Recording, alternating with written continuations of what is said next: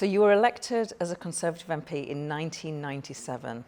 That means that in your time as a Member of Parliament, this is your 7th Conservative leadership contest. How does this one compare to the others? Is there anything unique or peculiar about this one? This one has got more personal more quickly than any of the others that I can remember.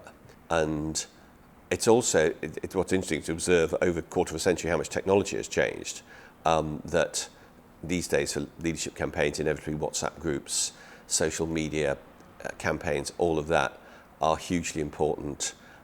You get instant response to everything, and you get, if you like, quasi-scientific response in that you can do instant polling of groups, individual sites can do instant polling.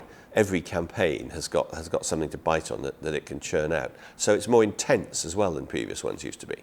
There was a debate on Sunday.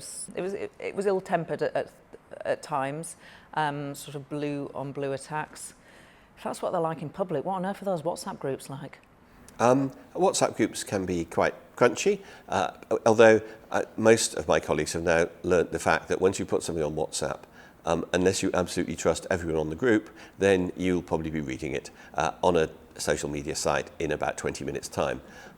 So people are sensible and only work within small groups that they trust. But I agree that, I mean, the Sunday's debate, at times, I was sort of wincing slightly, thinking, not least, why did you agree to that format? I mean, particularly the asking individual questions of another candidate. That is going to be quite punchy, and it was. And I'm not sure that was particularly well advised, and I assume that's why several of the candidates have decided we're not having another one of these. Of the remaining candidates, you're a Tom Tugendhat supporter. By the time this is broadcast tomorrow, he may or may not still be in the race. So it'd be unfair to ask who your next choice is, because we don't know what's going to happen at the time of recording. But is there somebody you know you're definitely not going to support? I haven't made up my mind yet. I'm sticking with Tom. I hope that by the time this is broadcast, he's still in. And if he isn't, I will talk to the other candidates. I think it's the only sensible thing to say, because I've been heavily involved in Tom's campaign since the start. And I think they're good candidates, but he'd be the best to be Prime Minister. But I'm not committing myself either for or against anyone else at this stage. You've always been associated with the One Nation wing of the Conservative Party. This is a contest which has seen candidates seek their inspiration from Margaret Thatcher or cite their inspiration of Margaret Thatcher, a heavy focus on tax cuts, a war on woke, a focus on cutting immigration. Is this in the One Nation tradition? Some of it is, some of it isn't. I think a lot of the invocations of Margaret Thatcher are sort of quasi-religious, really, that you have to mention that you're in Margaret Thatcher's tradition. And some of them seem slightly ahistoric to me, in that I distinctly remember Margaret Thatcher and Geoffrey Howe's first budget cut income tax but put VAT up, and that actually the big tax cuts that came under Nigel Lawson later in her period of power came after a big squeeze on public spending. So the idea that Margaret Thatcher simply thought produce tax cuts and you'll grow the economy is not actually what Margaret Thatcher thought.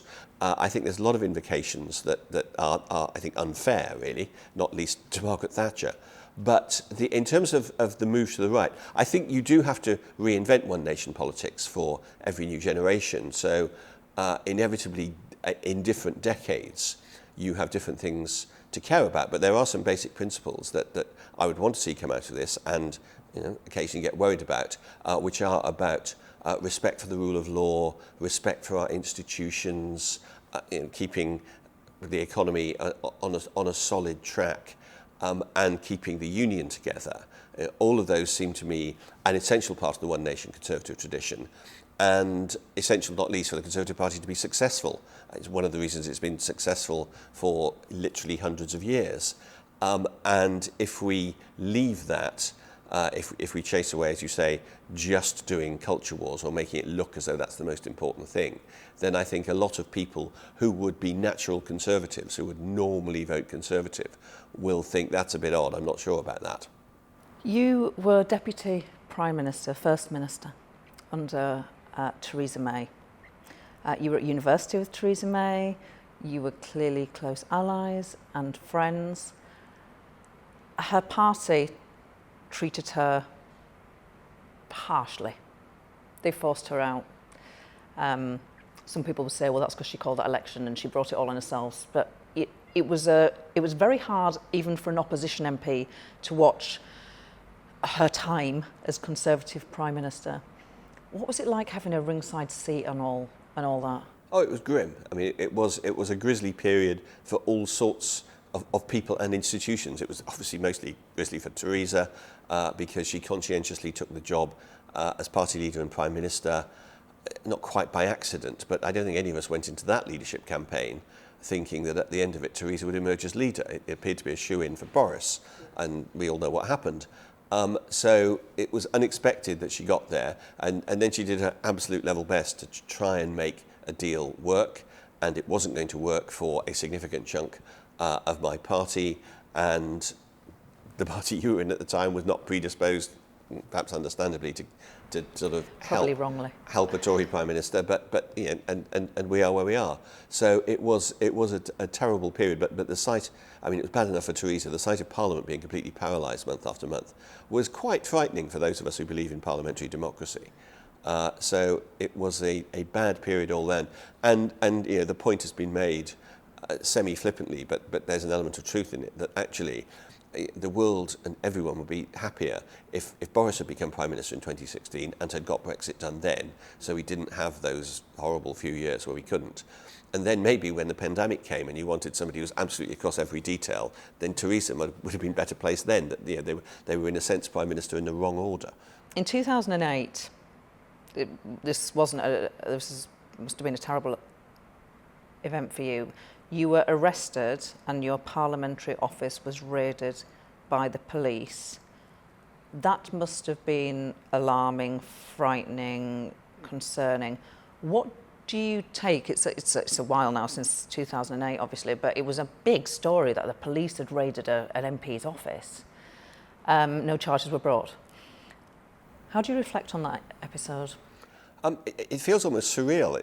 That it happened. That it wasn't just an MP. I was an opposition spokesman, and I was getting leaks from inside the Home Office showing that the government wasn't, to put it politely, telling the full truth about immigration figures. I was Shadow Immigration Minister, and the idea that in Britain in the 21st century that would end up in an opposition politician being arrested, it didn't just shock me, and it was personally quite, well, not terrifying, but it was extraordinary to be held in Belgravia police station for a time and having the police not just coming into my Commons office, which is bad enough, you'd have thought the Commons Authority should have protected that, but also my home in London, where my then quite young daughter was with my wife. And, the police at the door, sort of mob-handed, it was quite a shocking event.